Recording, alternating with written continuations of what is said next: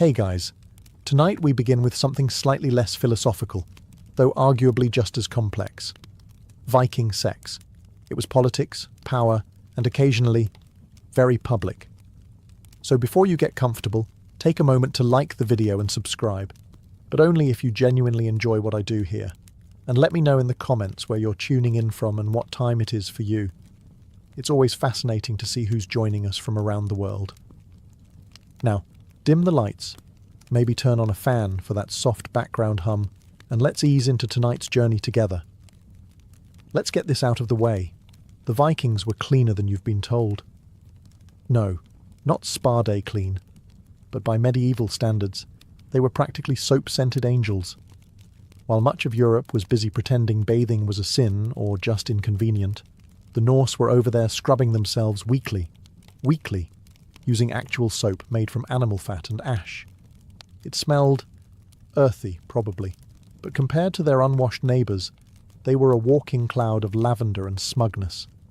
They combed their hair, trimmed their beards, filed their nails, and even carried grooming kits made from bone and iron. Imagine pulling up to a longhouse date with a carved comb, neat braids, and fresh breath, in an era where most people still had hay in their armpits. English monks noticed this disturbing hygiene trend and recorded it bitterly. There's one infamous complaint from an Anglo-Saxon chronicler who basically whined that Viking men were too clean and thus unfairly attractive to local women. That's right.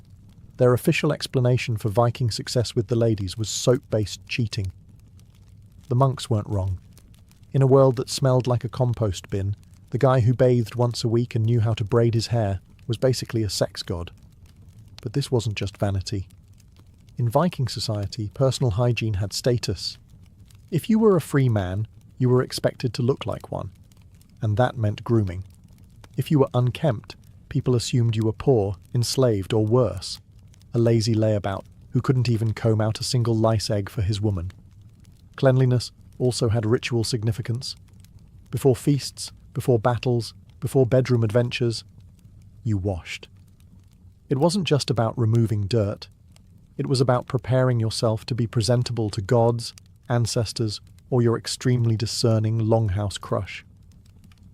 If you think Viking romance was just grunting and dragging someone into a longhouse by their braid, think again.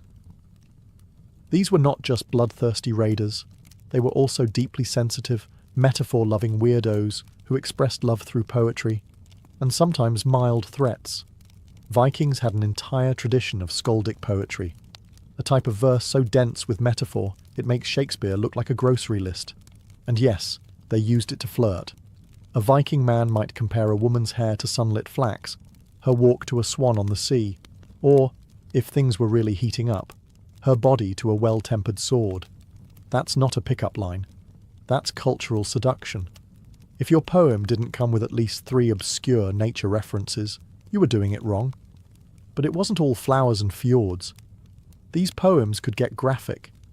And if a man composed poetry about a woman without her consent, that was considered dangerous. In some cases, illegal. There's an actual law in the medieval Icelandic Gragas Code that banned men from writing enid, defamatory or obscene poetry. If a man implied a woman had been sexually available when she hadn't, that could result in exile or even death. So, yes, in Viking society, writing a dirty limerick about someone's daughter could lead to legal consequences and a duel.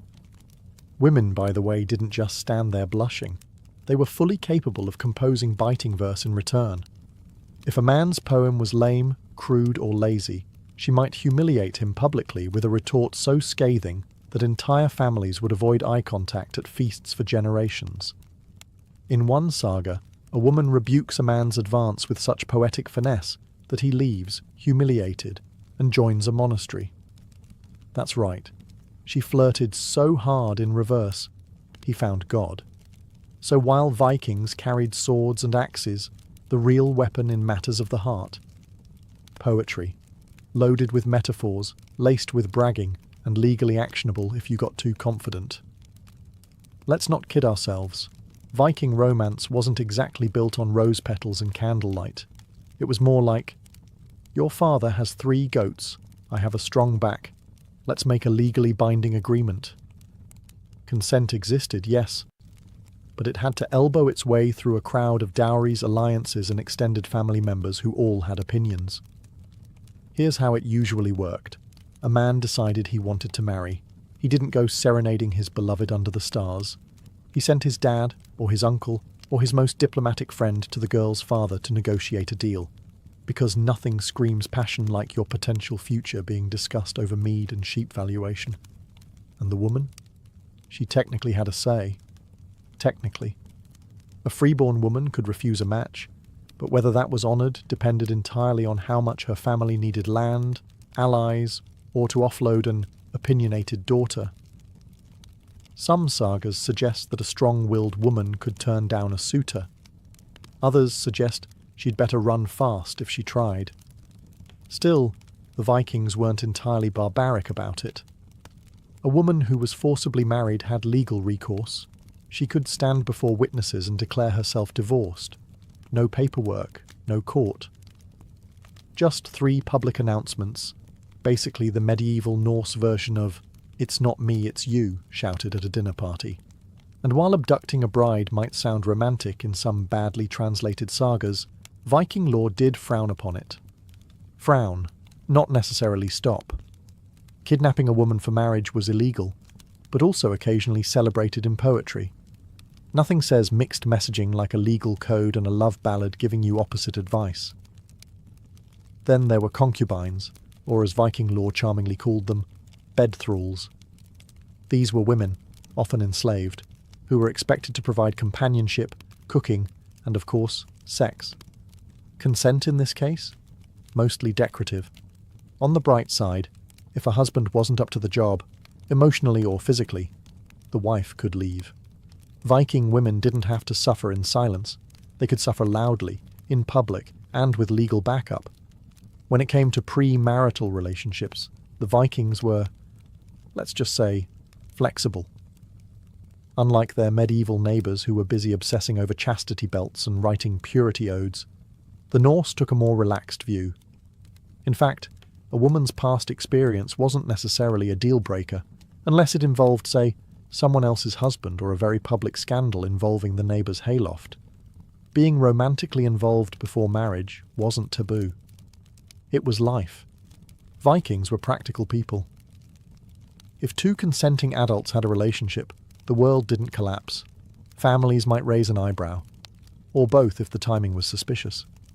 But they wouldn't lock their daughters in towers or start inventing chastity gadgets. Virginity was never treated as a woman's value. Women were respected for their skills, their family standing, and yes, their reputation. But that reputation didn't hinge entirely on what they had or hadn't done in the bedroom.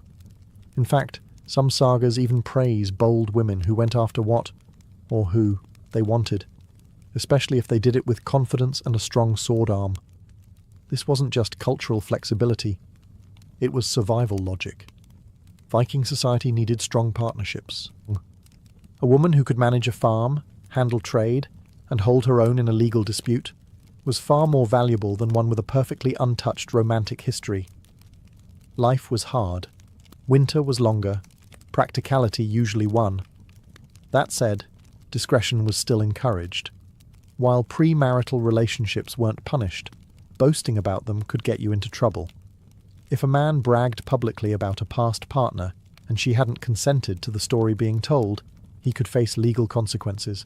Essentially, kiss and tell was considered both rude and, in some cases, illegal. In short, the Vikings respected personal agency, as long as it didn't cause unnecessary drama at the feast. If you thought modern mythology gets weird, just wait until you meet the Norse pantheon, a divine soap opera where shape-shifting, cross-dressing, and dramatic romantic entanglements were just Tuesday. Let's start with Frey, the god of fertility. Frey wasn't subtle. He was frequently depicted with, let's say, overwhelming enthusiasm for his role. His sacred statue reportedly came with anatomically confident features, and his worship involved rituals that celebrated life, love, and very suggestive crops. If you were hoping for a god of modesty, Frey was not your man. Then there's Loki, everyone's favourite chaos agent. In one story, Loki transforms into a mare, yes, a female horse, to distract a magical stallion, and it works. So well, in fact, that Loki becomes pregnant, and later gives birth to an 8-legged horse named Sleipnir. Somehow, this is treated as a quirky anecdote rather than a cosmic HR incident. In another tale, Thor cross-dresses to infiltrate a wedding feast and recover his stolen hammer. His disguise? A bridal gown and a veil. His plan? Grunt a lot and hope no one notices the bride's beard. Spoiler, they notice. But the hammer is recovered, and everyone goes home slightly confused.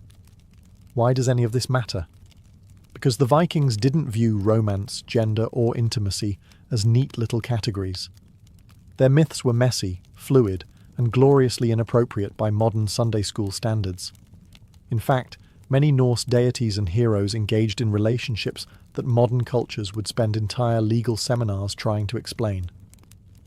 The line between affection and absurdity was thin, and the gods crossed it regularly, usually on horseback. But here's the twist. These myths weren't seen as shocking. They were normal. Fertility, love, trickery, these were all divine forces. The gods behaved badly, not because they were evil, but because life is complicated, and sometimes your greatest lesson comes from a shape-shifting horse mom. Viking society had rules, lots of them. But when it came to gender and relationships, those rules were negotiable, flexible, or, to put it bluntly, do what you want. Just don't get caught looking unmanly while doing it. Let's explain. For Viking men, the worst thing you could be called wasn't a thief, a liar, or even a coward. It was ergi, a word so loaded it made people duel over it. Being called ergi meant you were passive, submissive, or somehow failed to uphold your manly duties, especially in, let's say, the romantic department. It wasn't about orientation, it was about dominance. Viking masculinity wasn't defined by who you were with, but by how you behaved. If you were seen as yielding, you weren't just mocked. Your entire reputation could crumble faster than a poorly built longship. Women, on the other hand, had a little more wiggle room. While the society was male-dominated, and don't worry, it absolutely was, women had social and legal rights that would make many medieval European ladies green with envy. They could own land, request divorces, and yes, make their preferences known. Still, expectations were very real. A woman who was too outspoken or assertive might be labelled masculine, which, in a weird Viking twist, wasn't always an insult. Some saga heroines are praised for their sharp tongues and sword skills, but the same traits in a man, if aimed the wrong way, could get him publicly ridiculed or accused of sorcery. That's right. Practicing magic, particularly Seder, a kind of Norse ritual often linked with emotion and foresight, was considered unmanly. It was women's work. If a man did it, people assumed he was probably weaving something, crying, and being suspiciously poetic. The irony? Odin, the all-father of Norse gods, was a master of Seder. But apparently, when he did it, it was strategic. When you did it, it was shameful. Classic management double standard. In Viking society, sticks and stones could break your bones, but words could legally get you stabbed. Insults weren't just playground drama. If someone questioned your honour, your masculinity, or your performance in the bedroom, you could literally challenge them to a duel. That's right. Say the wrong thing, and you might find yourself standing shirtless in the woods at dawn, sword in hand, all because you implied your neighbour Olaf was less than enthusiastic under the firs. At the heart of this was something called enid, a special category of public insult. If you called someone agri or rager, both of which roughly translate to unmanly in a way no one wanted to hear, that was grounds for a fight, and not a verbal one. We're talking legally sanctioned combat, sometimes to the death. Now, before you assume Vikings were just wildly insecure, remember that reputation was everything. These were small, tightly knit communities. If someone accused you of being weak, cowardly, or, the ultimate insult, romantically passive, it wasn't just personal. It was social career ending. And it worked both ways. If you hurled an accusation and couldn't back it up in a duel or court, you could be the one exiled. So people chose their insults carefully. And when they didn't? Well, someone ended up bleeding next to a fjord. Interestingly, these disputes weren't always about what actually happened in someone's private life. Often, they were about perception. Rumours, offhand remarks, a badly timed joke. All could trigger chaos if they cast doubt on someone's identity or status. In short, Viking society had zero chill when it came to trash talk. But all of this reveals something deeper. Intimacy and public image were linked. A man's romantic reputation was his strength. If you were mocked for being passive, delicate, or losing control, you didn't just lose face. You lost credibility. And once that was gone, good luck keeping your seat at the feast. In Viking society, love and marriage were all well and good, until someone got caught with the neighbour's spouse. Then things got loud, legal, and occasionally bloody. Let's start with the basics. Adultery was frowned upon, but not equally for everyone. If a married woman was caught being unfaithful, that was serious business. Her husband could divorce her, shame her publicly, or, depending on the insult to his honour, take up his sword and negotiate with the other man directly. In extreme cases, the lover might end up significantly less alive than when he arrived. Now, if a man was unfaithful to his wife? Well, it depended. Sleeping with an unmarried woman wasn't usually a huge scandal, but if the woman was married to someone else, that crossed a line, especially if her husband had a temper or a lot of brothers. And here's where it gets spicy. If a wife found out her husband was cheating, she could take legal action and divorce him. Viking women had real options. In fact, sagas tell of wives who calmly packed up their belongings, declared the marriage over in front of witnesses, and walked off, sometimes taking the farm, the kids, and the goats. Now, the Norse legal system didn't just rely on whispered accusations. If you claimed someone committed adultery, you had to prove it. This usually involved catching them in the act, or gathering witnesses, which, as you can imagine, made for some very awkward family dinners. And while physical consequences weren't always legally sanctioned, let's just say that Viking vengeance culture didn't require a permission slip. If someone dishonoured your household, it wasn't shocking to respond with a broken door, a burned barn, or a suspiciously timed hunting accident. But despite the risk, people still cheated. Humans are consistent like that. Ultimately, Viking adultery laws were less about morality and more about honour and property. Who got shamed, who got stabbed, and who got the livestock afterward. That's what really mattered. So no, adultery didn't come with scarlet letters. It came with lawsuits, duels, and the occasional goat-related custody battle. Viking romance didn't always rely on charm, poetry, or a strong jawline. Sometimes it relied on magic, specifically a mysterious practice called cider, pronounced seithur, which was part sorcery, part spiritual therapy, and part my ex won't return my runes. Cider was used for many things, predicting the future, cursing enemies, influencing the weather, and occasionally manipulating love and desire. If your affections weren't being returned, a well-placed spell might just make someone suddenly think you were the most desirable human this side of Valhalla. Coincidence? Never. But here's the twist. Cider was considered a feminine art. Women practiced it openly, often as respected seeresses or shamans. Men? Not so much.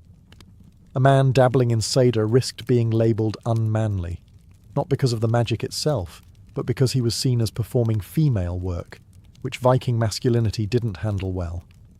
There's even a saga where Odin, the literal king of the gods, is called out for using cider. His enemies basically say, "Wow, great spell, very mystical. Also, you're kind of embarrassing us." Odin, to his credit, doesn't care. When you've got one eye and a pet raven, public opinion just doesn't sting the same. As for the love magic itself, it ranged from harmless charms to full-blown enchantments. Think, drink this herbal tea and fall madly in love, mixed with, if you don't, something unfortunate might happen to your cows. The Vikings never did anything halfway. Of course, there were risks. If you were caught using magic to win someone's affection, especially without consent, it could backfire, both legally and supernaturally. People believed that misused magic could rebound like a badly carved boomerang, and you really didn't want your love spell turning into a village-wide outbreak of emotional confusion. Still, for those with a little courage and a bag of herbs, Cedar offered options. Not everyone could write love poetry, but anyone could try a charm and hope it worked.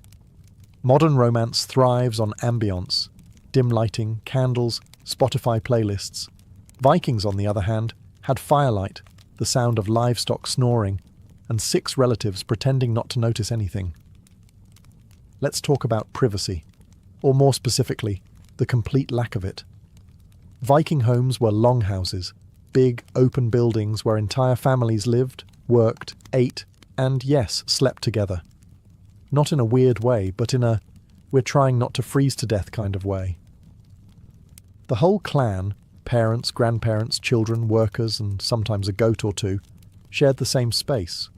Walls, optional, curtains, luxuries, personal space. The concept had not yet arrived in Scandinavia, so when it came to intimacy, you didn't exactly sneak off to a cosy private suite. You maybe rolled over toward the fire, pulled a fur blanket up, and tried to ignore the sound of Uncle Bjorn loudly snoring 2 feet away. Romantic? Not really. Efficient? Absolutely. This lack of privacy didn't stop anyone. Viking culture was remarkably unbothered by the realities of communal living. People just accepted that intimacy happened, occasionally within earshot, occasionally while someone was stirring stew. Children were often conceived in crowded longhouses, and everyone sort of developed a collective skill called strategic pretending. You didn't acknowledge what was going on. You didn't comment. You definitely didn't make eye contact. You simply stared into the fire and thought about fish. Now, if you really wanted privacy, you had options. Kind of. Wealthier families might hang tapestries or set up dividers, the Viking equivalent of a do not disturb sign. But for the average Norse couple, a little discretion and good timing were the best you could hope for. Still, despite the lack of privacy, there was no real shame. Viking society didn't obsess over modesty the way later Christian Europe did. Physical intimacy was natural, necessary, and everyone knew it. They just didn't want to talk about it while grandma was within earshot. Let's talk about contraception, or as the Vikings knew it, hope, herbs, and possibly magic. Now, there's no detailed medical manual from the Viking Age titled How to Not Have Kids When You're Busy Pillaging, but there are clues. And based on those, it's safe to say they had some idea of how to manage reproduction, or at least slow it down when necessary. First off, Viking women were extremely knowledgeable about herbs, not just for healing wounds or curing fevers, but for lessening the chance of sudden family expansion. Plants like juniper, mugwort, and wild carrot were known throughout Europe for their possible contraceptive properties. Did they work? Possibly. Did they taste like sadness and regret? Probably. There's also evidence that certain practices, like extended breastfeeding, were used strategically to delay the next pregnancy. Not exactly romantic, but effective. Think of it as the Viking version of family spacing, minus the spreadsheets. But here's the twist. Viking culture didn't obsess over reproduction the way later religious societies did. Children were valued, yes, especially sons who could fight and daughters who could marry well. But sex wasn't only about making heirs. Pleasure was very much part of the equation. Even in the sagas, romantic encounters are described with a surprising amount of realism. Couples fall in love, grow apart, or get bored and divorce each other. That kind of casual acknowledgement of human nature suggests a culture that wasn't fixated on purity or guilt, just practicality. Of course, if contraception failed, the responsibility almost always fell on the woman. Men weren't expected to know much about those things.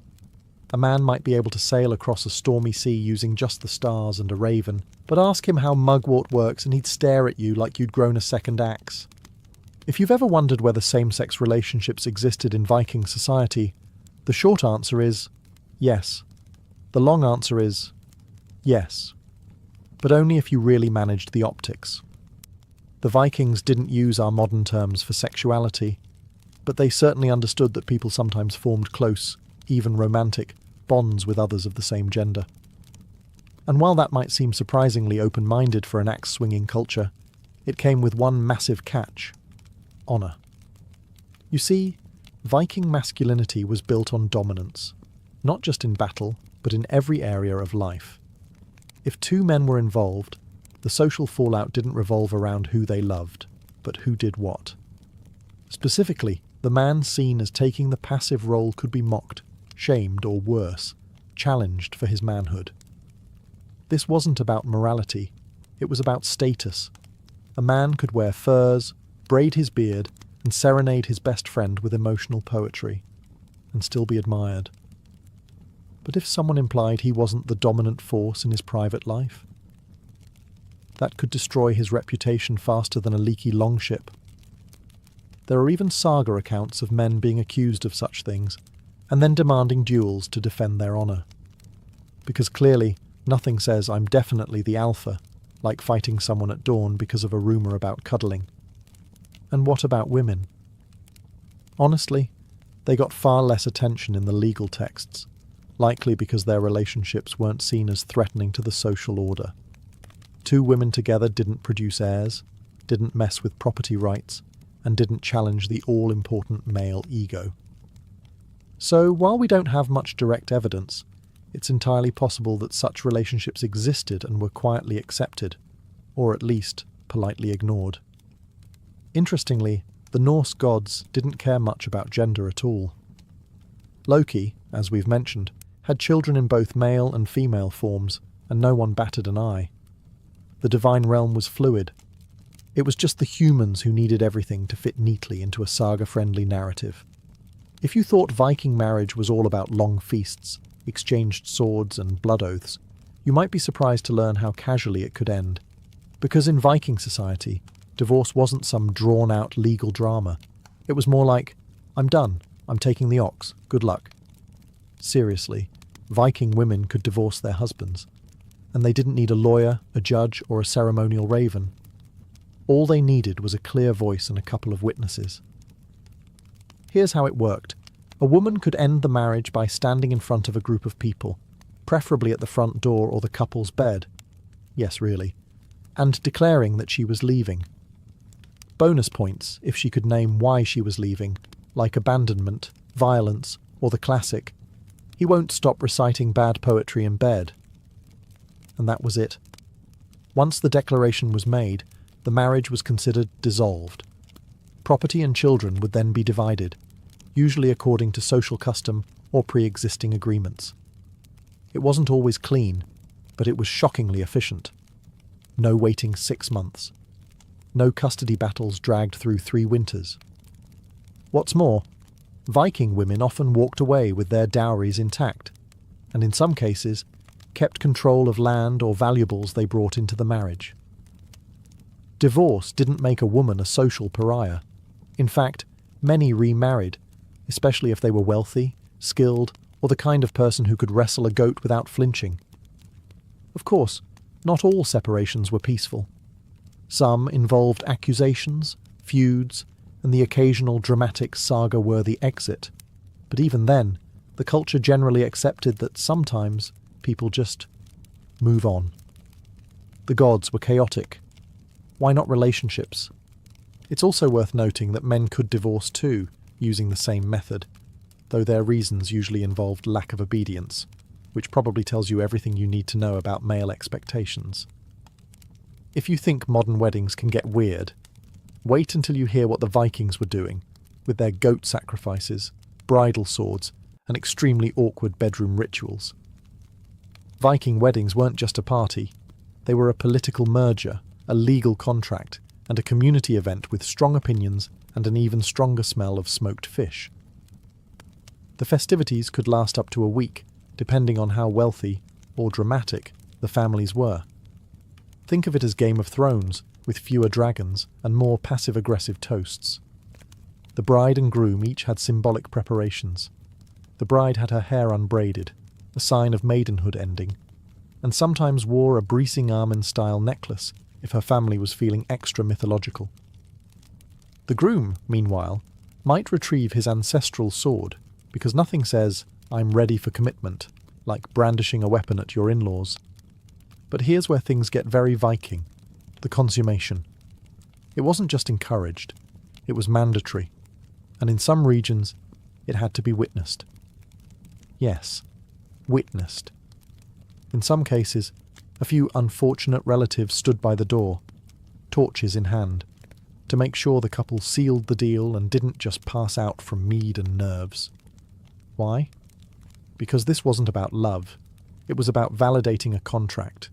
Marriage affected inheritance, land rights, alliances. So if you didn't follow through, someone might challenge the legitimacy of the union later. That's how you end up with lawsuits and blood feuds. Much simpler to just awkwardly nod from outside the curtain and hope for minimal eye contact. Of course, not every wedding was that dramatic.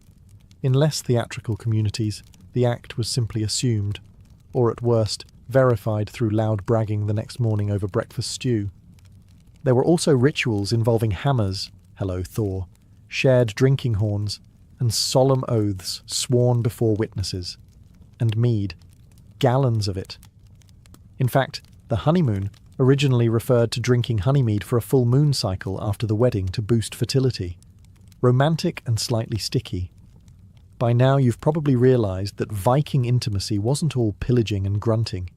It was layered, strategic, wildly poetic, slightly magical, and occasionally performed next to a goat. Viking culture didn't treat sex as something shameful or hidden. It was a part of life, like farming, raiding, or wondering if your neighbour was plotting revenge. It served purposes both sacred and practical, producing heirs, forging alliances, settling scores, and sometimes just getting through a very long winter. Passion existed, absolutely, but it came tangled in reputation, law, honour, and community expectations. You didn't just fall in love. You made sure your great-aunt, your livestock, and 3 sword-carrying uncles approved. Romance wasn't private. It was a group project. The sagas themselves, those sweeping epic tales, are full of love, jealousy, clever women, and emotionally unavailable men. Some stories end in dramatic weddings. Others end with one partner sailing off into the fog, while the other stabs a cousin for looking smug. Either way, it's drama. Beautiful, windswept, emotionally messy drama. And through it all, Viking women weren't passive background characters. They seduced, divorced, cursed, negotiated, and occasionally set things on fire. They were respected for their wit, feared for their curses, and occasionally remembered in verse, which, in Viking terms, is the ultimate compliment. Even their gods treated love like a battlefield.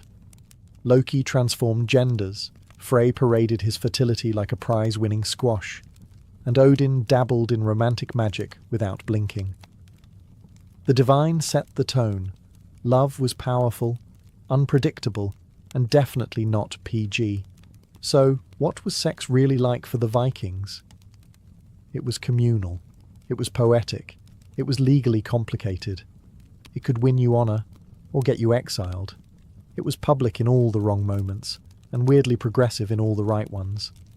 And perhaps most Viking of all, it wasn't about being perfect. It was about surviving love with your pride, your farm, and your sword arm intact. Because when the Norse did love, they did it like everything else, with fire, flair, and absolutely no apologies. If you were a medieval peasant, don't imagine holidays meant sipping wine by the fire while someone else did your chores. No, holidays were holy days, religious observances sprinkled generously across the calendar. On paper, it might have looked like you got a break from back-breaking work. In practice, you might still be roped into helping fix the church roof, cook stew for the entire village, or chase the pigs that escaped during the festivities. Still, it beat digging turnips. The church, bless it, gave the peasantry dozens of feast days. We're talking Christmas, Easter, Saints' Days, Marian festivals, and random local holidays honouring relics like St. Gertrude's toenail. These weren't optional. They were sacred timeouts where you were expected to pause labour, attend Mass, and ideally reflect on your sin-soaked soul. But peasants, ever pragmatic, found ways to turn these holy days into moments of joy, feasting, and barely controlled drunkenness. Yule, for instance, wasn't just a single day, but 12. That's 12 days of storytelling by the hearth, ale-sloshed caroling, and if you were lucky, someone might show up with a roasted pig. It was the medieval equivalent of a Netflix binge and holiday potluck rolled into one. But don't get too comfortable. While your lord might not expect rent payments during a feast day, he might expect your son to serve wine at his table, or your daughter to help dress the lady of the manor in her Saint Day best. Holidays could blur the line between sacred rest and unpaid community service. Still, there was something deeply communal about them. These weren't individual spa days. They were shared rituals.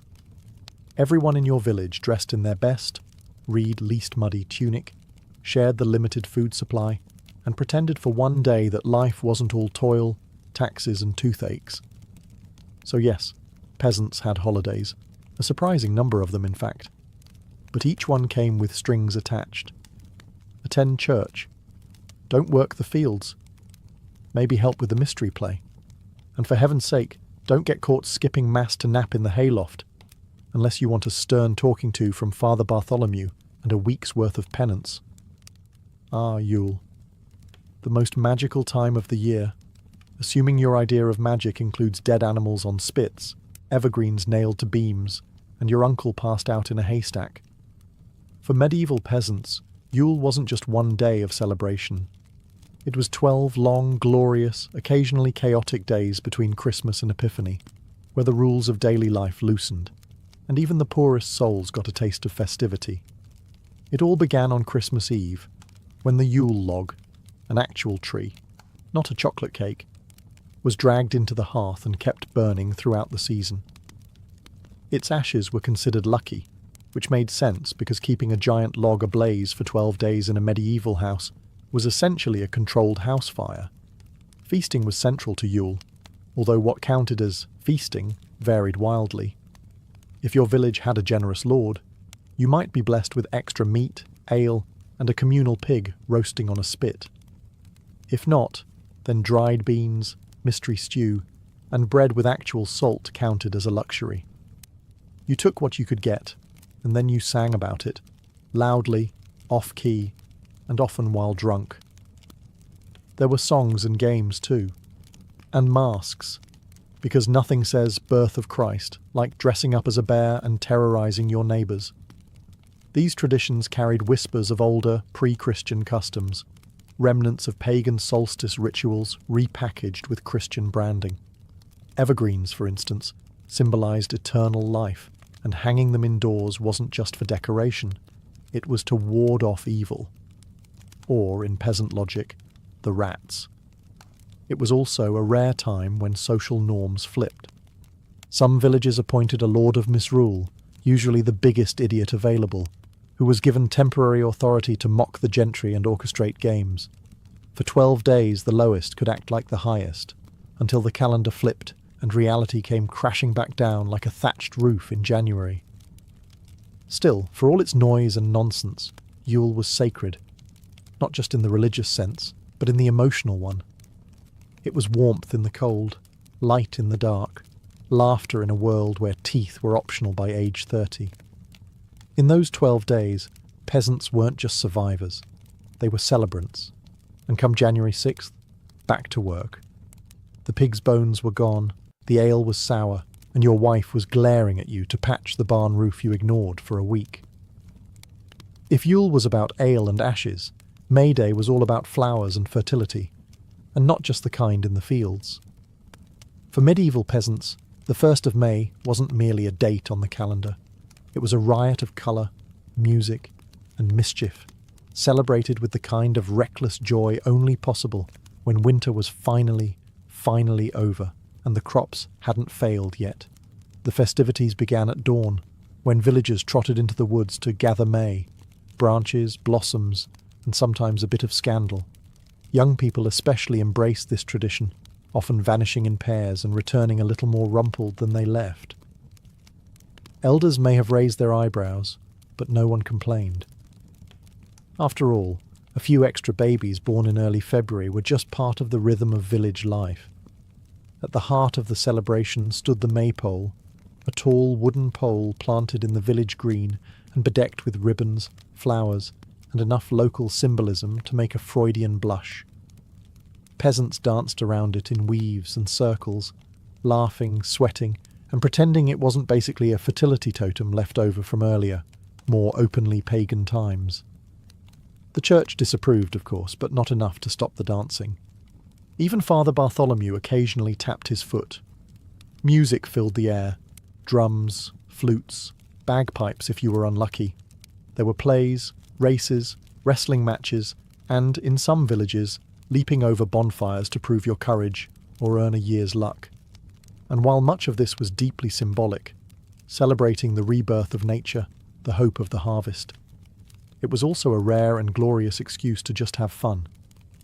Peasants who spent most of the year in ragged tunics pulled out their best, often still ragged, clothing, adorned themselves with garlands, and crowned a May Queen. She represented springtime, youth and beauty, which in peasant terms usually meant has most of her teeth and no visible boils. Unlike religious holidays, May Day wasn't bound by church bells or scripture. It was older than saints, older than sermons, a festival of the body as much as the spirit. And though the local lord might still extract a labour tax the next morning for that one flower-scented day, even the lowest born could dance like they ruled the meadow. In medieval Europe, the calendar was bursting with saints, and each one came with a feast day. You'd think that meant endless parties. And technically, yes, but imagine celebrating your great-aunt Mildred's birthday every other day, and she's also a martyred nun who died of gangrene. Welcome to the divine chaos of saints' days. Peasants loved saints' feast days, not necessarily for theological reasons, but because it was a legitimate excuse to stop ploughing and start eating. These days often included a village mass, followed by hours or days of merrymaking. Think processions with relics, mystery plays in the mud, barrels of ale cracked open before noon, and that one barefoot guy shouting about Saint Blaise' miraculous fishbone removal. Each village had its favourite patron saint. Some chose practical ones, St. Isidore for farmers, St. Apollonia for toothaches. Others went with local legends, like St. Ethelbert of Nowhere, who allegedly cured leprosy and hiccups. Whoever the saint, the feast day involved honouring their memory through rituals, prayers, and possibly roasting a goat.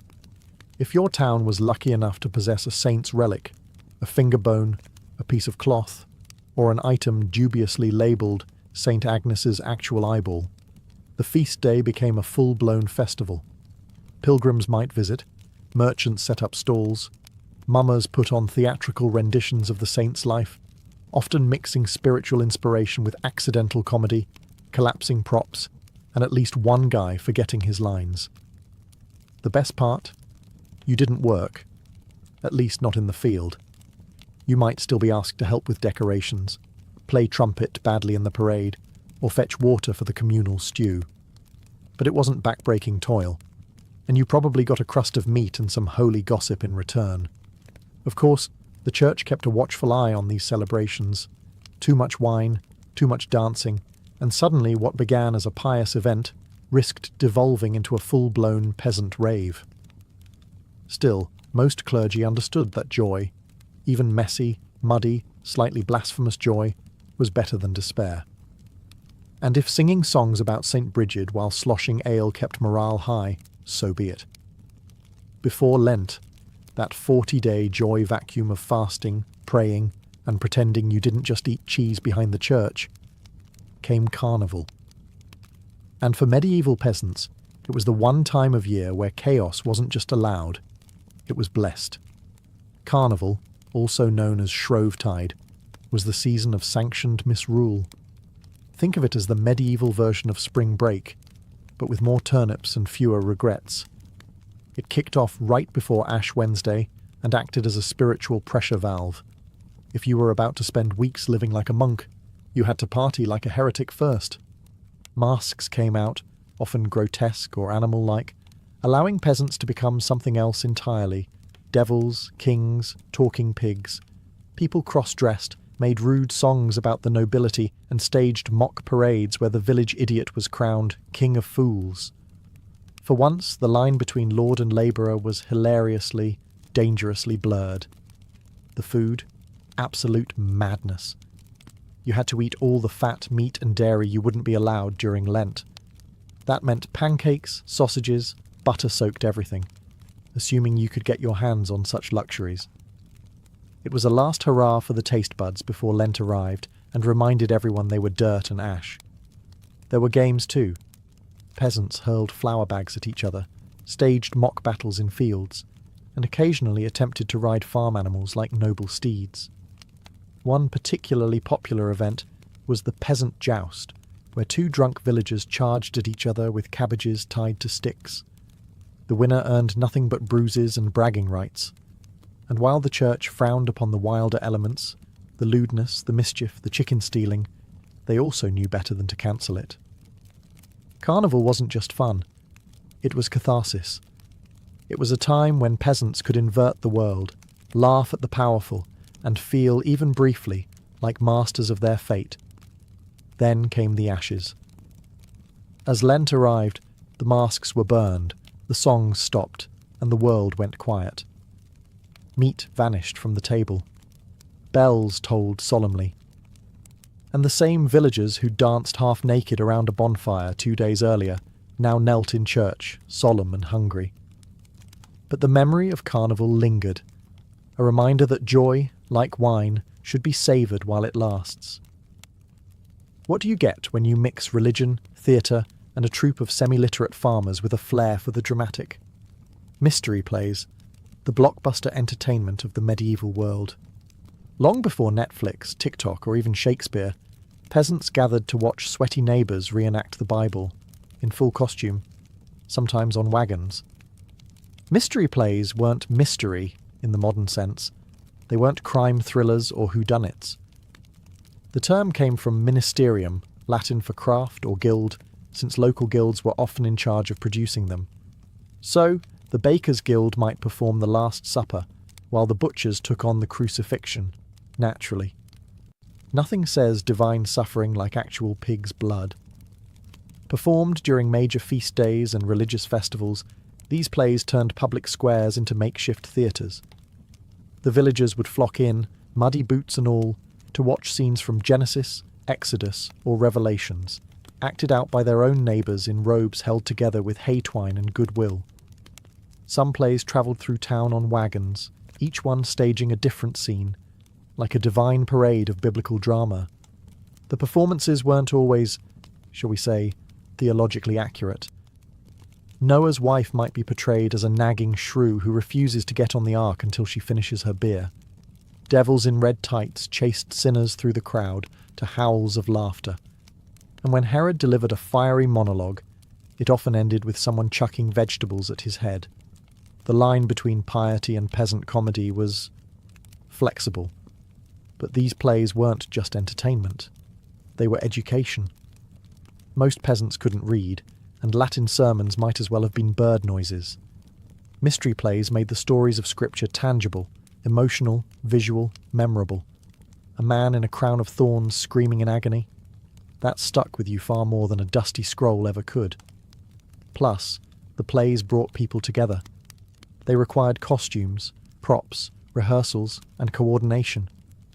Entire villages worked side by side to pull them off, even if the angel forgot his lines, or St. Peter's beard caught fire from the stage torch. It was a holy mess, but it was theirs. In medieval peasant life, a wedding wasn't just a personal affair. It was the village's excuse to throw the biggest legal party it could get away with. Technically, it was a sacrament. Spiritually, it was a public contract. Practically, it was a festival where the ale flowed freely, and half the guests left with someone else's cloak. For peasants, marriage was as much about social duty as romance. Families arranged unions for land, labour, or livestock.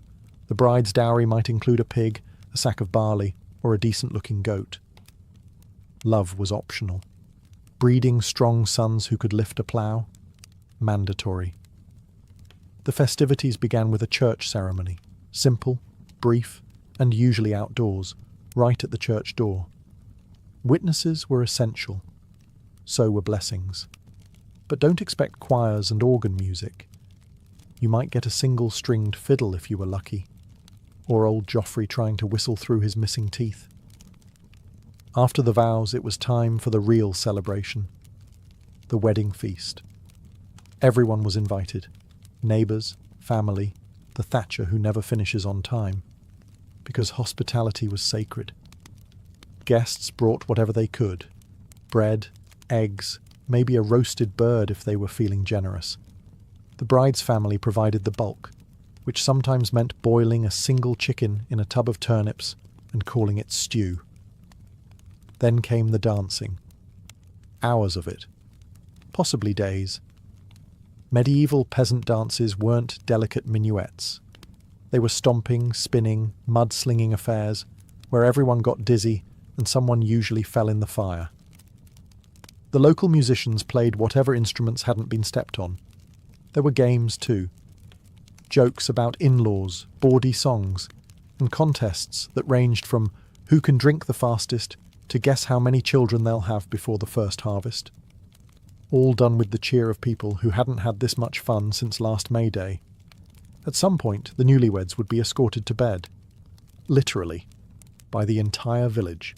This bedding ceremony involved blessings, laughter, and just enough uncomfortable chanting to make it weird. Then the curtains closed. And 9 months later, you guessed it, another festival. Despite the many feast days, festivals, and official holidays on the medieval calendar, peasants quickly learned a hard truth. A holy day didn't always mean a lazy day. More often than not, it meant different work, just with slightly more singing and marginally better food. Sure, the fields might rest, and the oxen got a break, but that roof still leaked. The priest's barn still needed sweeping, and someone had to cook the communal stew that was mysteriously made entirely of onions and hope. Holidays weren't about idleness. They were about public service with extra candles. Let's say it's St. Swithin's Day. No field work? Great. But you're now helping erect a flower arch out of dead branches. Then you're drafted into the mystery play as Roman soldier number 2, whose only job is to yell, "Blasphemer," and fall in the mud on cue. Later, you're stirring a cauldron in the churchyard, while Father Bartholomew micromanages your seasoning. Even the 12 days of Yule weren't pure leisure. Someone had to gather firewood, brew the ale, roast the questionable boar, and keep the Yule log burning, which basically required a night shift rotation. If it went out early, bad omen. Possibly the Black Death. No pressure. Children and elders didn't get off easy either.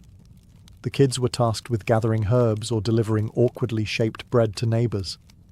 The elderly were expected to sit near the hearth and tell stories, preferably ones that didn't end in fire, plague, or goats escaping. Though to be fair, those were the best ones. Some villages had traditions like Church Cleaning Day, which was cleverly scheduled on a saint's feast to make it sound less like a chore. And if your local lord decided he wanted a new banner sewn or a moat cleared before his feast, guess who got volunteered? Of course, there were still bright spots. Work on a feast day usually came with extra food, maybe a gulp of ale, and the camaraderie of neighbours grumbling in unison. Plus, nothing built community quite like hauling a rotten log out of the village pond together. For medieval peasants, life was brutal, but not entirely joyless. In fact, The calendar was peppered with enough festivals, holy days, saints' feasts, and village weddings to give even modern planners a headache. These events didn't just provide moments of rest. They offered structure, meaning, and a rhythm to a life otherwise ruled by mud, toil, and taxes. Each season brought its own blend of sacred and social celebration. Winter held the warmth of Yule, candle-lit masses, and storytelling by the fire. Spring delivered May Day, full of blossoms, bonfires, and blushing faces disappearing behind hedges. Summer was the time for saints' processions, pilgrimage fairs, and maybe, just maybe, a feast hosted by the manor lord that didn't taste like turnip surprise. Autumn closed the loop with harvest festivals. These weren't as flashy as Carnival or Yule, but they were deeply satisfying. After months of sweating in the fields, peasants gathered for communal meals, thanking the saints for not sending a famine or locusts again. There was dancing, ale, and roasted things that probably shouldn't have been roasted. But no one complained. Even the fasting seasons, like Lent and Advent, were part of the rhythm. They made the feasting sweeter, the celebrations more profound. And while the church might have hoped peasants would spend those days in quiet repentance, most simply switched to grumbling and thin broth until the next excuse to party rolled around. The joy wasn't just in the celebration itself, but in the anticipation. Planning a mystery play, brewing ale, sewing ribbons into old tunics, these were acts of hope. They gave peasants something to look forward to, a chance to feel alive, connected, and part of something larger than themselves. And that, perhaps, was the real miracle of the medieval festival calendar.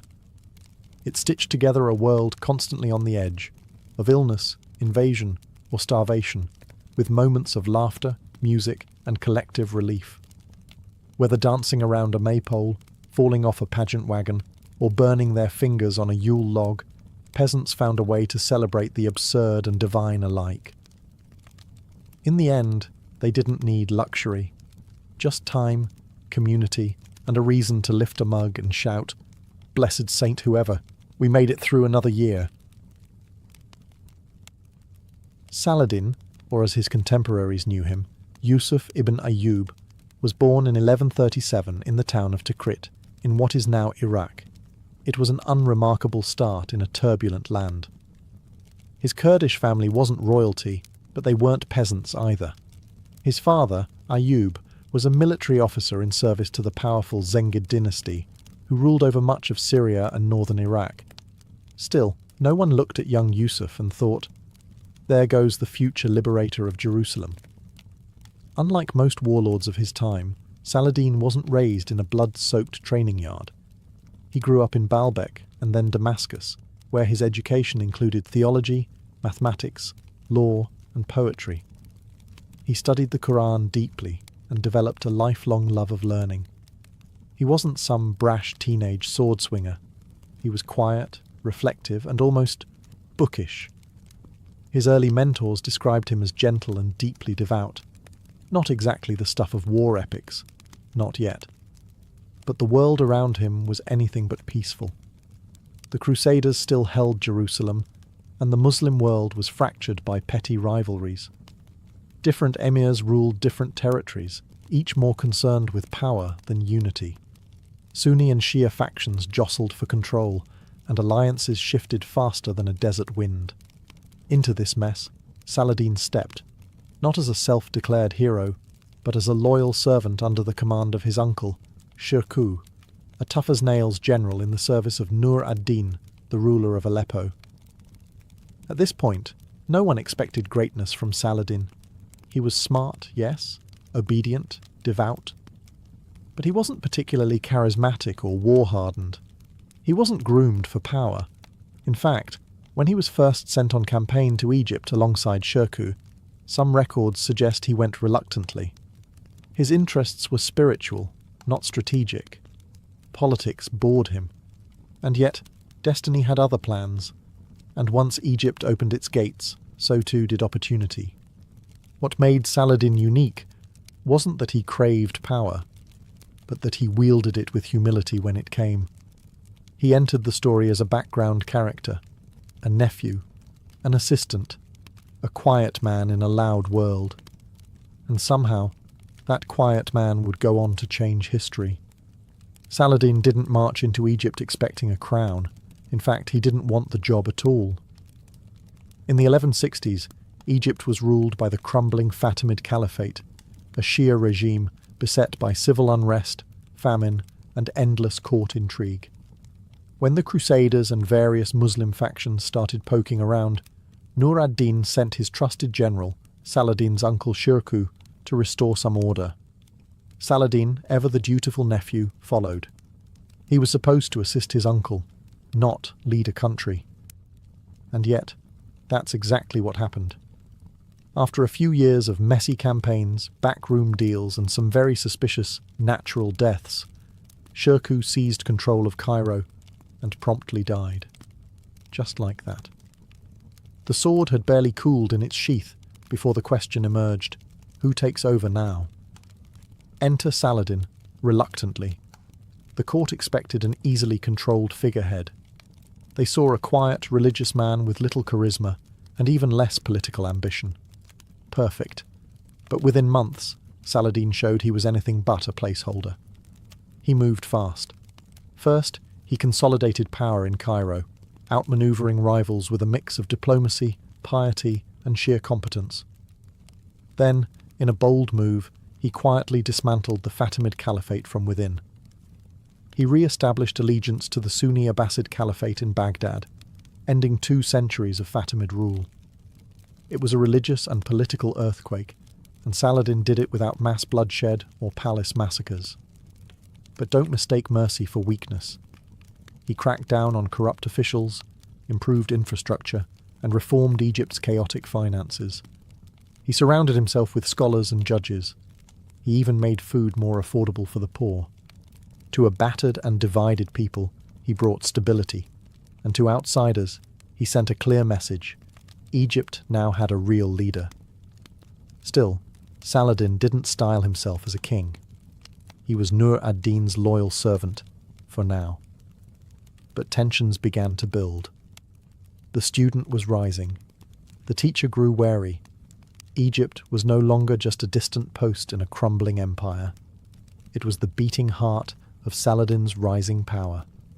And while he hadn't sought the throne, now that he sat upon it, he ruled with purpose. The reluctant savior had become a sultan in everything but name. And soon, the rest of the Muslim world would take notice. Saladin's next challenge wasn't the Crusaders. It was his own side. After stabilizing Egypt, Saladin faced a fractured Islamic world. The Seljuk Empire was splintered. Syria was under the rule of his former patron, Nur ad-Din, who was now deeply suspicious of Saladin's growing influence. And elsewhere, ambitious emirs bickered over scraps of territory, while Jerusalem remained in Crusader hands. Theoretically, they all served the same god. In practice, they couldn't organize a potluck, let alone a holy war. Then, in 1174, Nur ad-Din died, suddenly, and once again, a power vacuum opened, and Saladin stepped in. At first he framed his actions as loyal service. He claimed to be preserving Nur ad-Din's legacy, even marrying into his family. But let's be honest, Saladin was done being a subordinate. He moved north, took Damascus with barely a fight, and began the slow, patient process of stitching the Islamic world back together. Not by conquest alone, but through marriages, alliances, bribes, and, when necessary, the occasional siege. Cities that had ignored each other for decades suddenly found themselves answering to the man from Tikrit. Aleppo resisted, of course. So did Mosul. But one by one, the pieces fell into place. And unlike many rulers of his time, Saladin wasn't known for backstabbing or cruelty. He pardoned rivals. He kept oaths. He made it hard to hate him, even for those he defeated. This was Saladin's quiet revolution. He wasn't trying to build an empire for ego or gold.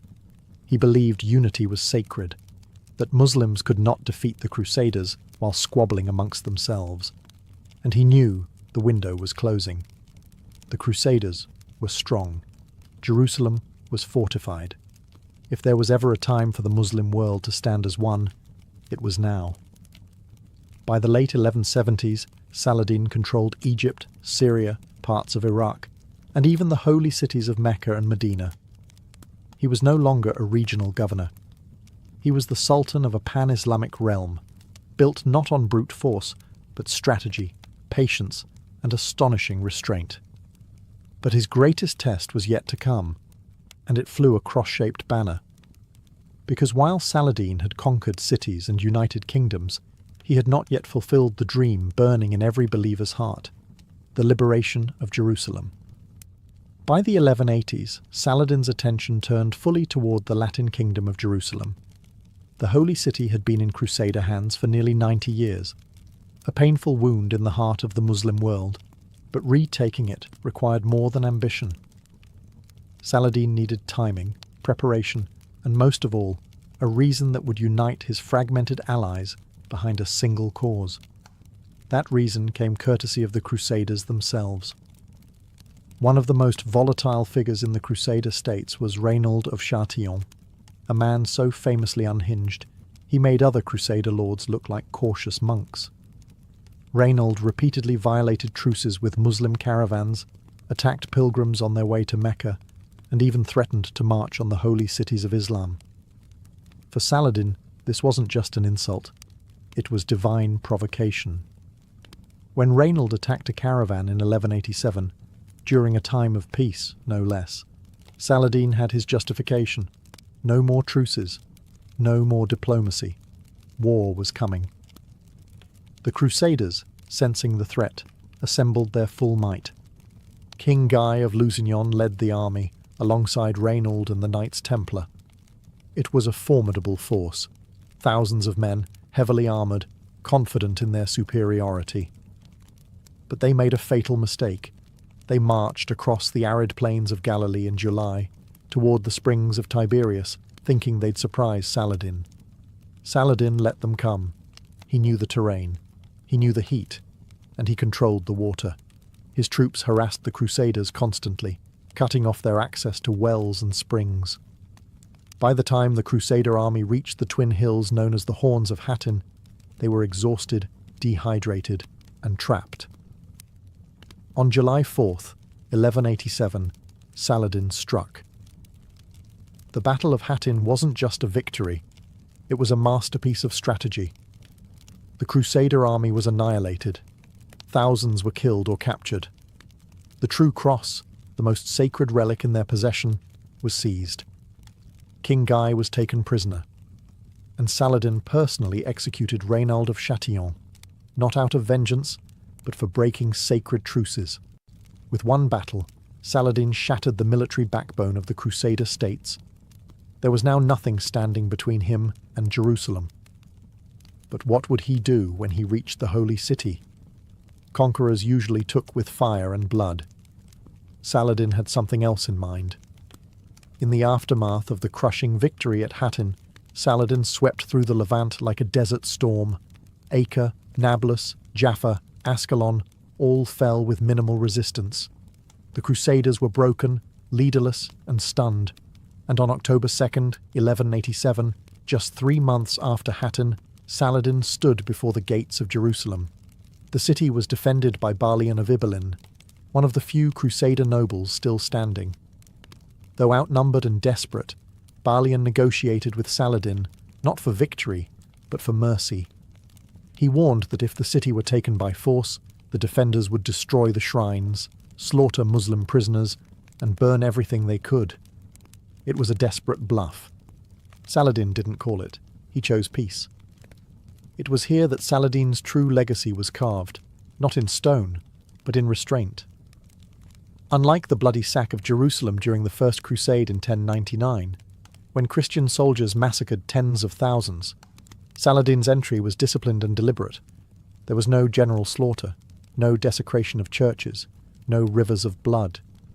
He gave Christians the option to ransom themselves, their families, and their neighbours. Many were freed without payment, especially the poor. Saladin even paid the ransom for hundreds who couldn't afford it. he allowed Christian priests to remain and continue services. The Church of the Holy Sepulchre was untouched. Holy sites were protected, not out of political savvy alone, but genuine religious principle. For Saladin, this wasn't weakness. It was justice. He believed that Jerusalem, sacred to Muslims, Christians, and Jews alike, should not be soaked in vengeance. To wield power without cruelty, that was the true expression of faith. His mercy shocked Europe. Tales of his honour spread even in enemy lands. Chroniclers who hated Islam still wrote of Saladin with reluctant admiration. Some even compared him favourably to their own kings. In reclaiming Jerusalem, Saladin had done what few thought possible. He not only reversed decades of Crusader conquest, but did it with dignity and restraint. The city was his, but the world, watching from afar, began to realise that his strength lay not just in his sword, but in the way he chose not to use it. The Christian world wouldn't take this humiliation lying down. And from the west, a familiar shadow began to stir. News of Jerusalem's fall hit Europe like a thunderclap. Popes preached vengeance, monarchs sharpened their swords, and at the head of this new crusading storm stood Richard the Lionheart, King of England, warrior, and one of the few men on earth whose name could rival Saladin's. Thus began the Third Crusade. Not just a military campaign, but a high-stakes duel between two icons. Saladin, the seasoned sultan with a reputation for mercy. Richard, the brash, brilliant tactician with a taste for blood and glory. The world watched as these two legends collided across the hills and plains of the Levant. Richard arrived in the Holy Land in 1191 and immediately captured Acre. It was a brutal siege, and when negotiations with Saladin stalled, Richard executed 2,700 Muslim prisoners in a single day. Saladin, who had gone to great lengths to spare Christian lives in Jerusalem, was furious, but he didn't retaliate in kind. Instead, he tightened his discipline and focused on strategy. The two men never met in person, but their duel was deeply personal. They clashed at Arsuf, where Richard won a tactical victory, but failed to destroy Saladin's army. Every battle was a masterclass in warfare. Richard was aggressive and clever, launching ambushes and flanking maneuvers. Saladin was patient, harassing enemy supply lines, conserving strength, avoiding wasteful bloodshed. But this wasn't just a military contest. It was a contest of ideals. Richard was undeniably brave, but often ruthless. Saladin, though a formidable commander, continued to show mercy and honour, even sending physicians to treat Richard when he fell ill. Despite his victories, Richard could never reach Jerusalem. Logistics, weather, and Saladin's defences held him back. Eventually, both men knew they were at a stalemate. Neither could land the final blow. So in 1192, they made peace. The Treaty of Jaffa allowed Christian pilgrims access to Jerusalem, but left the city under Saladin's control. It was a compromise, not a triumph, but a balance. And both men, exhausted and war-weary, honoured it. In the end, Saladin had defended the holy city without razing the land. Richard returned to Europe a hero, but Jerusalem remained Muslim. Two lions had roared, but only one still held the crown. Saladin's battlefield prowess made him famous, but it was his character that turned him into legend. Unlike many rulers of his era, Christian or Muslim, Saladin didn't bathe in cruelty or surround himself with sycophants. He was devout, modest, and astonishingly humble for a man who ruled an empire from Egypt to the borders of Mesopotamia. He slept on mats, gave away personal wealth to the poor, and wept openly at sermons. No palaces dripping with gold, no extravagant displays. Just a man who believed power was a test, not a prize. He fasted regularly, even outside of Ramadan, and studied the Quran with the same intensity he applied to warfare. Saladin prayed before battles, but more importantly, he prayed after them, not in thanks for victory, but in mourning for the lives lost. When his advisors urged him to punish enemies harshly, he often refused. "Victory is not in killing," he once said, "but in forgiving." And it wasn't just words. After Jerusalem, He could have razed churches, executed prisoners, and paraded through the city in triumph.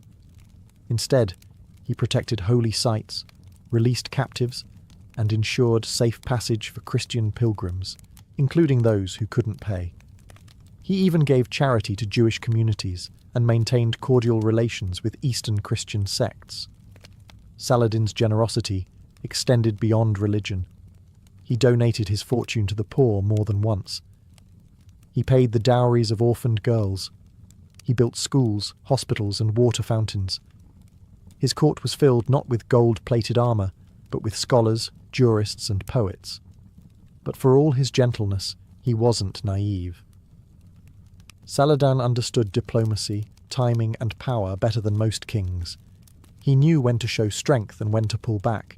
He wielded fear like a scalpel, rarely, but precisely. And when he executed Reynald of Châtillon, it wasn't vengeance.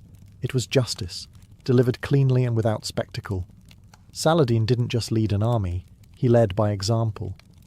His piety wasn't for show, his mercy wasn't weakness, and his restraint wasn't cowardice. He became something rare in medieval history, a man admired equally by his allies, enemies, and historians centuries later. But even legends must fade. And Saladin's final chapter was not written with a sword, but with silence.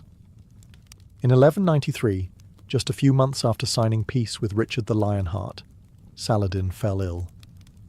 He was only 55 years old, hardly ancient by medieval standards, but years of constant warfare, political negotiation, and spiritual devotion had taken their toll. The man who had once ridden across deserts and scaled fortress walls now lay in bed, weakened by fever. He didn't summon his generals. He didn't hoard riches. Instead, he turned inward, spending his last days in prayer, reciting verses from the Quran, and giving away what little remained of his personal wealth. And that's not poetic exaggeration. When Saladin died, his treasury was so empty that there wasn't enough money to pay for his own funeral. The man who had ruled empires left behind 1 dinar, 47 dirhams, and a legacy worth more than any crown. His death was not dramatic. No assassination, no poisoned chalice, just a quiet exit, befitting the humility with which he had ruled. He was buried in Damascus, near the Grand Mosque, not in some golden tomb or fortified palace, but in a modest mausoleum. His coffin was draped in simple cloth, and no royal regalia marked his resting place. Years later, Emperor Wilhelm II of Germany would visit his tomb and donate a new casket, one made of marble. Even Europe's royalty, long after the Crusades had ended, paid their respects. Saladin's empire did not last long after his death. Like many great leaders, his strength had held together a fragile coalition, and once he was gone, his sons and nephews squabbled over the pieces. Syria, Egypt, and Mesopotamia soon drifted apart again. But Saladin himself was never forgotten. In the Islamic world, he remained the embodiment of righteous rule, a warrior who fought for justice, not conquest.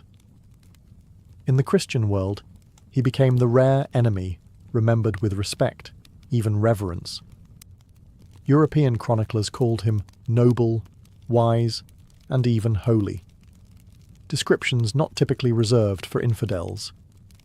It was said that he kept a shroud near his bed as a reminder that nothing, not kingdoms, not fame, not even Jerusalem, would follow him to the grave. And yet, centuries later, his name still does. Saladin died in 1193, but his legend never did. In fact, his reputation only grew, not just in the Muslim world, but across continents, cultures, and centuries. Unlike many medieval rulers who were forgotten or vilified, Saladin was remembered as something almost mythical, a man of war and peace, faith and tolerance, power and humility. In the Islamic world, Saladin became a symbol of what righteous leadership should look like. For centuries, sultans and caliphs invoked his name to legitimize their own rule, though few could match his grace or discipline. His model of jihad was not driven by fanaticism, but by duty. He fought to defend lands and people, not to glorify himself. He ruled with fairness, governed with scholars, and died with empty pockets. In many ways, he became the gold standard, the ideal Muslim ruler that others pretended to be. But perhaps more surprisingly, Saladin was embraced by the Christian world as well. Despite being the chief opponent of the Crusades, European historians and poets painted him in glowing terms. Dante placed him in the virtuous pagans of the Divine Comedy, a high honour in a Christian cosmology. Boccaccio wrote of his generosity, and in the centuries that followed, Saladin became a chivalric hero in European romances. By the 19th century, Western leaders invoked his name as a model of noble conduct, even during colonial wars in the Middle East. His name became larger than his empire. In modern times, Saladin's image has remained potent. Arab nationalists of the 20th century invoked him as a symbol of unity and resistance. Statues of him still stand in Damascus and Cairo. Streets, schools, and even battle tanks bear his name. He is seen not just as a military hero, but as a bridge, a figure who commanded respect from both his own people and his adversaries. And perhaps that is Saladin's greatest legacy, not just that he retook Jerusalem, or defeated Crusader kings, or ruled an empire, but that he proved it was possible, even in an age of blood and steel, to lead with compassion, to fight with honour, and to leave behind a legacy not of terror, but of respect. He died a sultan. He was remembered as something far greater. The Yoshiwara district in Edo wasn't merely a place. It was an entire world, sealed behind wooden gates and floating on the edge of fantasy. Officially sanctioned by the Tokugawa shogunate in 1617, it was created to keep pleasure contained, controlled, and out of sight. What emerged, however, was something far more complex. A dazzling dreamscape of painted faces, fluttering silks, and tragic love stories whispered behind paper walls. At its heart were the courtesans, not simply prostitutes, but cultural superstars.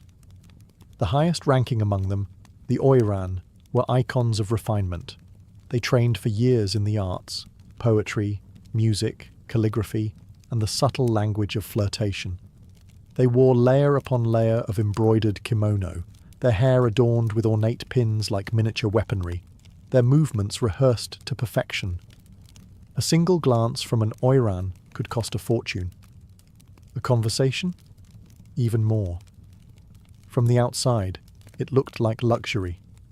But inside, Yoshiwara was a gilded cage. Once a woman entered the pleasure quarters, often as a child sold by desperate parents, her fate was sealed. Contracts could last decades. Debts were nearly impossible to escape. She was renamed, redressed, and remade into someone marketable.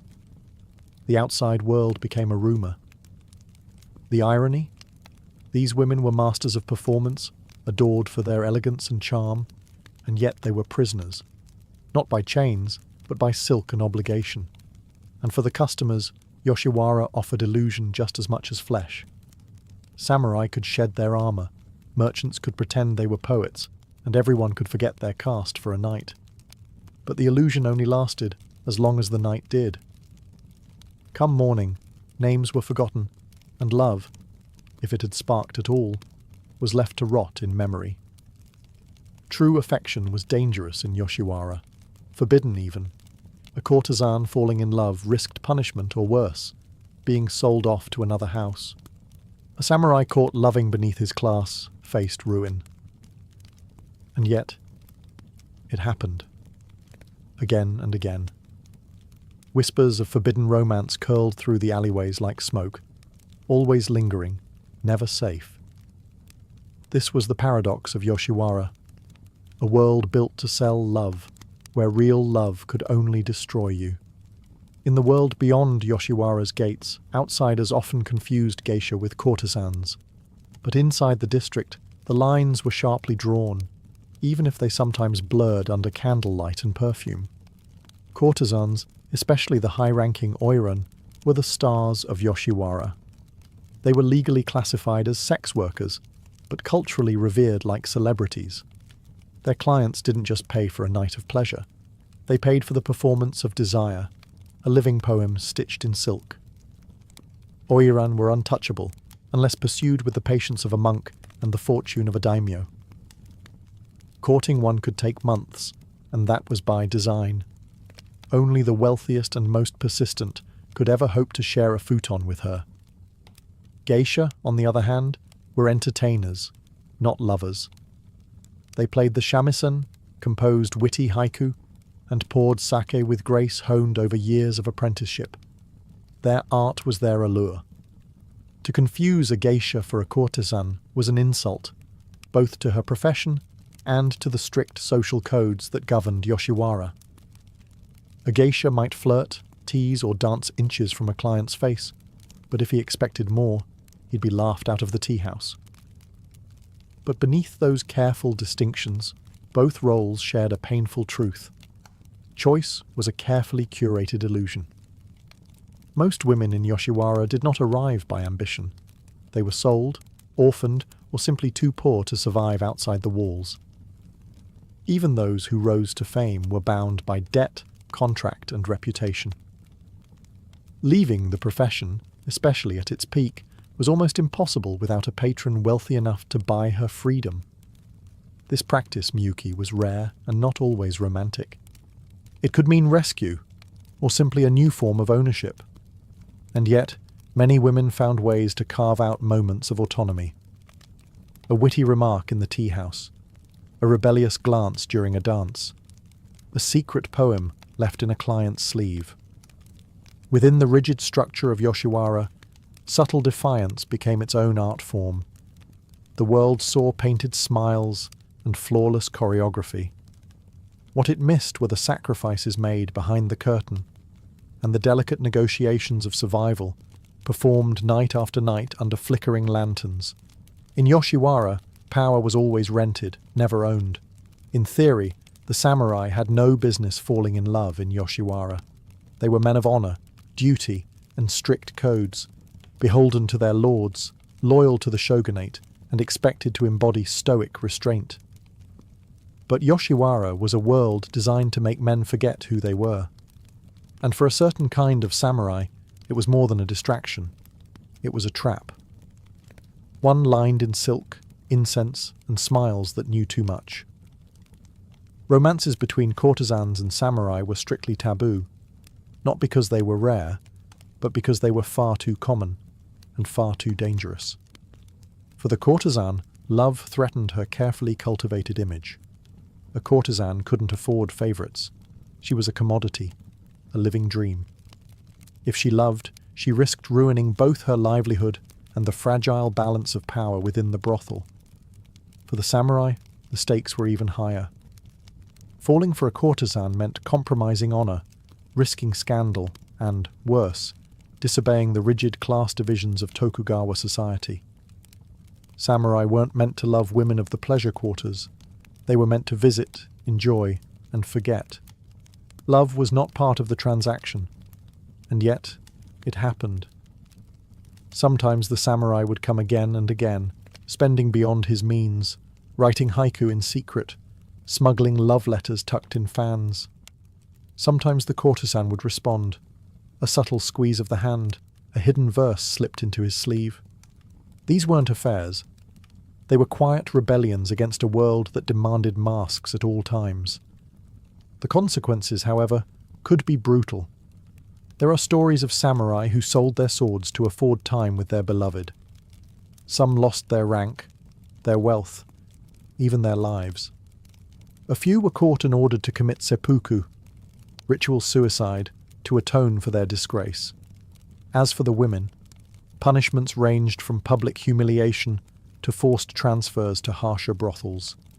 But most devastating were the stories that ended not in scandal, but in sorrow. Lovers who realized there was no escape, no future, only the fleeting scent of incense and a promise made too late. That's when the most tragic outcome would unfold, the double suicide pact, Shinju. Two lovers, bound by a love the world refused, choosing death over another day apart. In Yoshiwara, Some romances bloomed like cherry blossoms, beautiful, brief, and destined to fall. In a district where every glance was choreographed and every touch had a price, the only place love could breathe was in the space between words. And in Yoshiwara, words, not whispers, were how forbidden hearts spoke. Poetry wasn't just a pastime in the pleasure quarters, it was a secret language. Haiku, tanka, and short prose poems fluttered through the air like falling blossoms, traded between geisha, courtesans, and clients with the weight of emotion too dangerous to speak aloud. A carefully composed verse hidden in a fan or tucked into a kimono sleeve could carry the longing of an entire heart, without ever mentioning love by name. For the oiran and other courtesans, poetry was part of their education. They were trained to compose on the spot, to weave elegance into sorrow, flirtation into metaphor. A courtesan might respond to a client's longing poem with a delicate rejection, a verse about an unreachable moon, or a river too wide to cross. But if she did return his feelings, her words could become a lifeline, a promise, or a secret vow. Samurai, merchants, even poets of the imperial court sought out Yoshiwara not just for pleasure, but for the chance to duel in verse, with women whose pens were as sharp as their eyes. Love letters weren't crude. They were art, folded with precision, spritzed with plum blossom perfume, and slipped discreetly into sleeves or sandals. But each poem was also a risk. A love letter discovered by a madam could mean punishment. A client seen lingering too long near the same house could be marked, and if a samurai's lord caught wind of his affections, it could destroy his career, or worse. Still, the verses persisted. Some became legendary, preserved in old notebooks, reprinted in literary collections, even copied by later lovers hoping to capture the same desperate beauty. Others were burned before dawn, their ashes carried off like secrets too dangerous to keep. In a world where love was a transaction, poetry allowed it to be something else. Something fragile, fleeting, and forbidden. Something you could hold in your hand, read under candlelight, and for a moment believe was real. For most women in Yoshiwara, freedom wasn't a dream. It was a calculation, a number, a price. Courtesans, especially the elite oiran, were bound by contracts as heavy as any chain. They owed debts for their training, their costumes, their housing, even the daily food they consumed.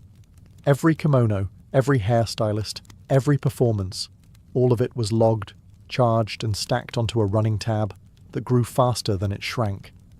The only way out was miyuke, the act of being bought out. A patron, usually a wealthy merchant or retired samurai, could pay the full amount owed and secure the courtesan's release. It sounds romantic, and sometimes it was. But more often it was a trade. One gilded cage exchanged for another. Some women were truly rescued, married into wealth, or allowed to start quiet lives far from the red lantern glow of Edo. Others simply moved from one role of servitude to another. Concubine, mistress, or unofficial second wife, kept behind closed doors and paraded only when convenient. Even in freedom, they were rarely treated as equals. Then there were those who tried to escape without payment. These stories rarely ended well. Yoshiwara was guarded, surveillance was tight. Women caught trying to flee were punished severely, paraded through the streets, their hair cut off in shame, or transferred to lower-ranking brothels where conditions were even harsher.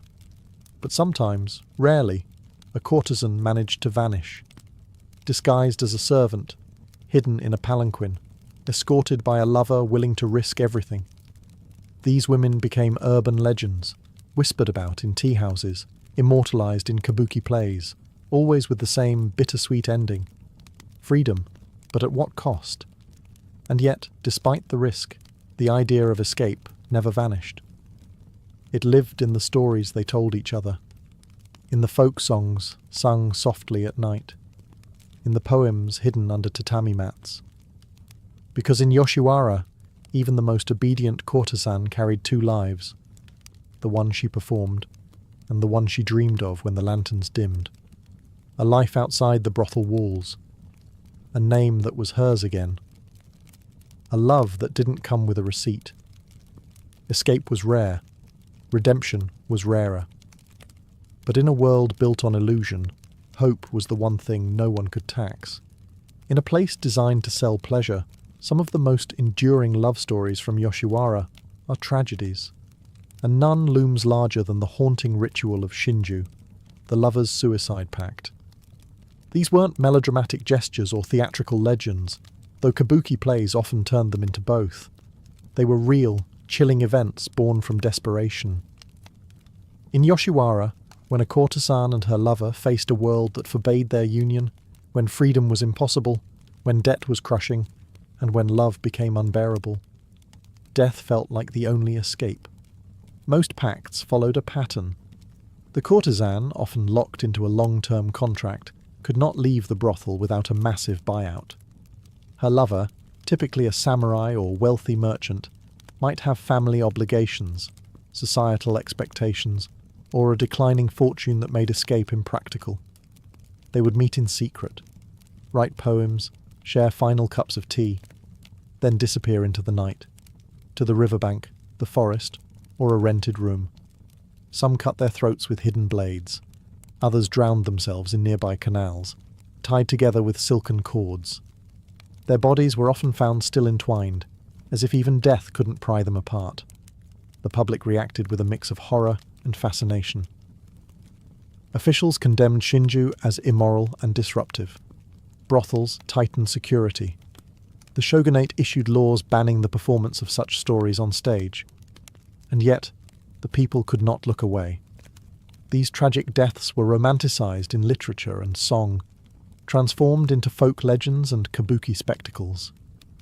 Plays like The Love Suicides at Amijima turned real-life despair into cultural mythology. Audiences wept. Poets composed elegies. But behind the drama was the raw truth. These were people so trapped by societal roles, so starved for dignity, that death seemed kinder than life. Not every courtesan died in love. Most survived, endured, and aged out of Yoshiwara quietly. But the ones who chose to die, or had no real choice, carved themselves into Japan's cultural memory with blood and blossoms. In a world obsessed with performance, Shinju was perhaps the only act that couldn't be faked. In the candle-lit haze of Yoshiwara, art was more than decoration. It was defiance. Every fan flutter, every stroke of calligraphy, every carefully arranged kimono fold was a form of silent resistance against a life that was anything but free. The courtesans and geisha of the pleasure quarters were artists by design. They were trained in traditional music, dance, ink painting, poetry, and etiquette.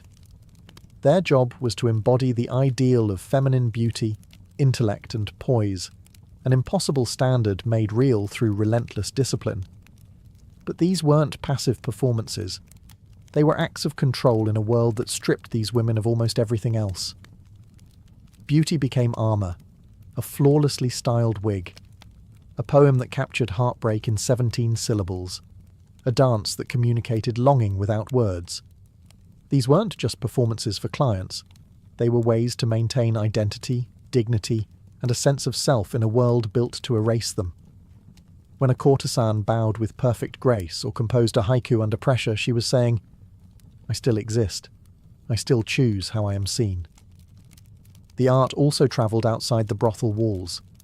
Woodblock prints, ukiyo-e, or pictures of the floating world, immortalised the courtesans in vivid colour. Artists like Kitagawa Utamaro and Suzuki Harunobu captured their lives in glimpses. A woman adjusting her hairpin, a geisha looking out a window, lovers meeting under falling cherry blossoms. These images became wildly popular, collected by commoners and nobles alike. They turned courtesans into icons, while also revealing the loneliness behind the beauty.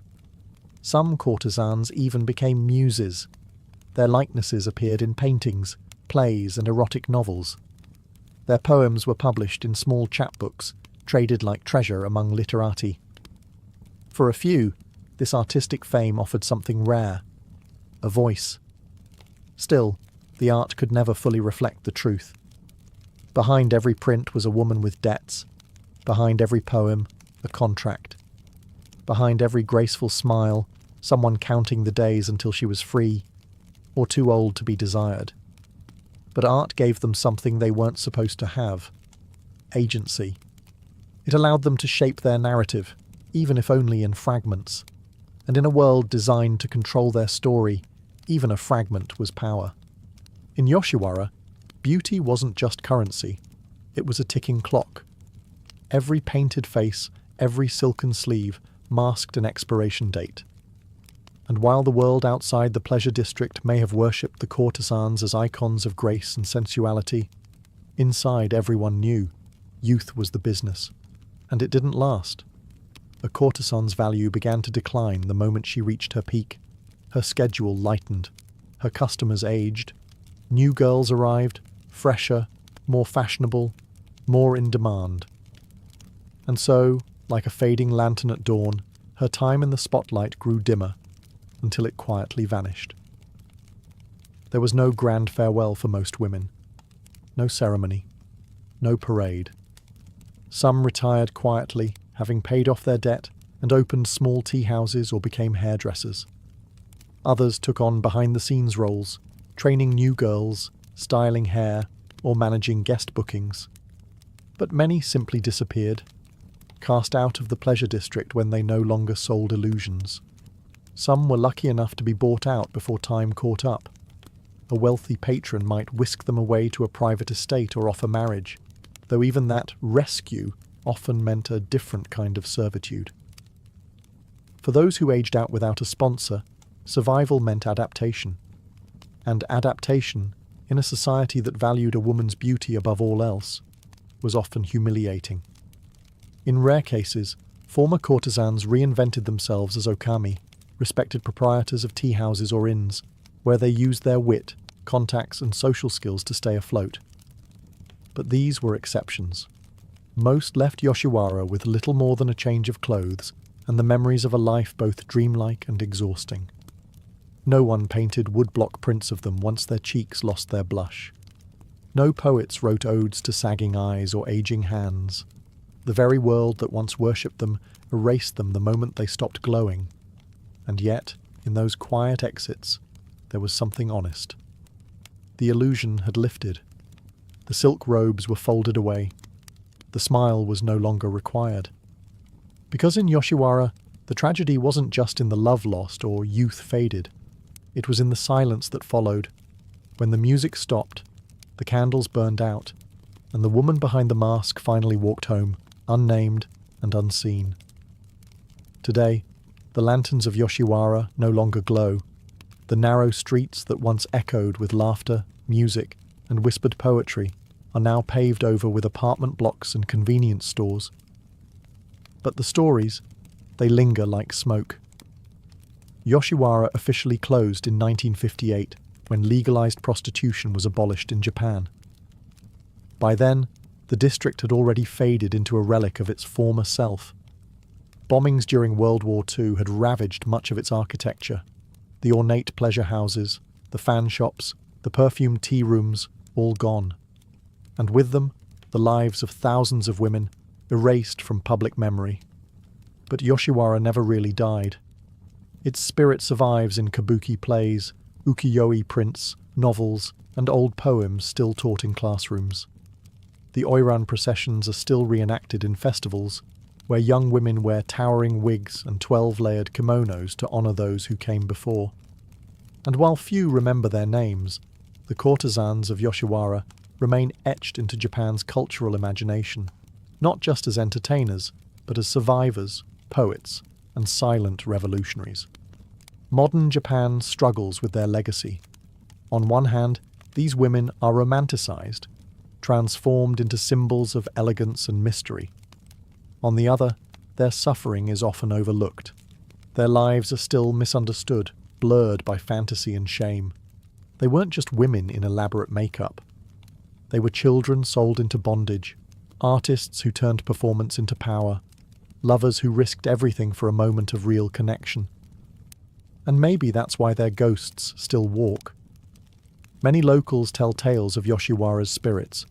Women seen wandering the alleys late at night, their kimono